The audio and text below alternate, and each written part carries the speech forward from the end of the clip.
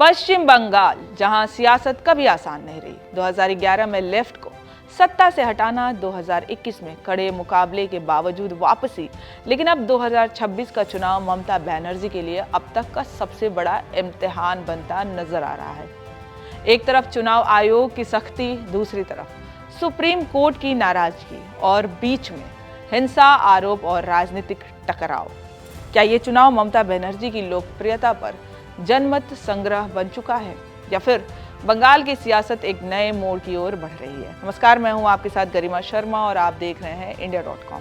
2026 के पश्चिम बंगाल विधानसभा चुनाव में हालात तेजी से बदलते नजर आ रहे हैं। ममता बनर्जी ने 8 अप्रैल को भवानीपुर सीट से नामांकन दाखिल किया है, लेकिन इस बार उनके सामने सिर्फ विपक्षी नहीं बल्कि कई संस्थागत और प्रशासनिक चुनौतियां भी खड़ी हैं। सबसे बड़ा विवाद SIR यानी विशेष गहन पुनर्निरीक्षण को लेकर है। चुनाव आयोग की इस प्रक्रिया में 90 लाख से ज्यादा वोटरों के नाम सूची से हटा दिए गए हैं, जो कुल मतदाताओं का 11.85% है। इनमें से करीब 32.68 लाख नाम दोबारा जोड़े गए हैं, जबकि 27.16 लाख नाम अपात्र पाए जाने पर हटा दिए गए।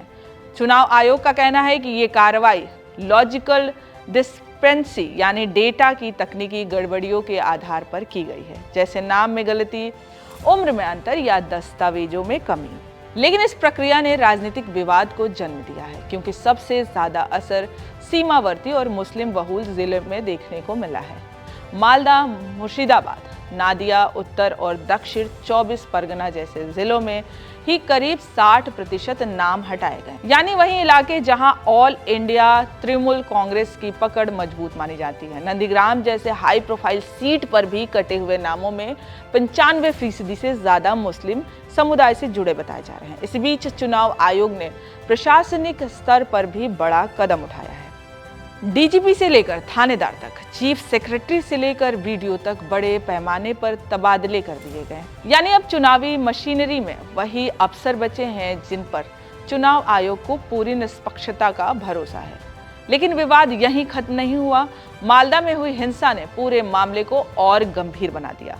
जब चुनाव अधिकारियों को बंधक बनाए जाने की घटना सामने आई तो सुप्रीम कोर्ट ऑफ इंडिया ने कड़ा रुख अपनाया। कोर्ट ने राज्य के मुख्य सचिव और DGP को फटकार लगाते हुए कहा, ये प्रशासन की सरासर नाकामी है।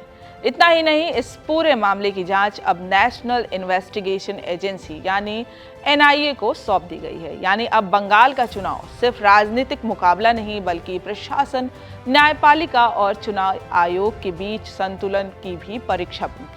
2026 का पश्चिम बंगाल चुनाव अब सिर्फ सत्ता की लड़ाई नहीं रहा, ये बन चुका है ममता बनर्जी की राजनीतिक पकड़ की परीक्षा, चुनाव आयोग की निष्पक्षता का टेस्ट और लोकतांत्रिक व्यवस्था की मजबूती का टेस्ट। एक तरफ वोटर लिस्ट पर सवाल, दूसरी तरफ हिंसा और जांच एजेंसियों की एंट्री। ऐसे में सवाल यही है, क्या ममता बनर्जी एक बार फिर सभी चुनौतियों को पार कर पाएंगी या बंगाल की राजनीति में कोई बड़ा बदलाव आने वाला है? फिलहाल नजरें टिकी है मतदान की तारीखों पर और उससे भी ज्यादा जनता के फैसले पर, क्योंकि 2026 का ये चुनाव सिर्फ सरकार ही नहीं बल्कि बंगाल की राजनीति का दिशा तय करेगी। इस खबर में फिलहाल इतना ही। आप अपनी राय हमें कमेंट्स में जरूर बताएं। वीडियो पसंद आए तो लाइक, शेयर और India.com को सब्सक्राइब करना ना भूलें। अब आप जहां भी हैं वहीं से खबर भेज सकते हैं। आपके आसपास कुछ घट रहा है या कोई खास बात, तो बस अपना मोबाइल उठाइए और फिर न्यूज के ऐप पर शेयर कर दीजिए।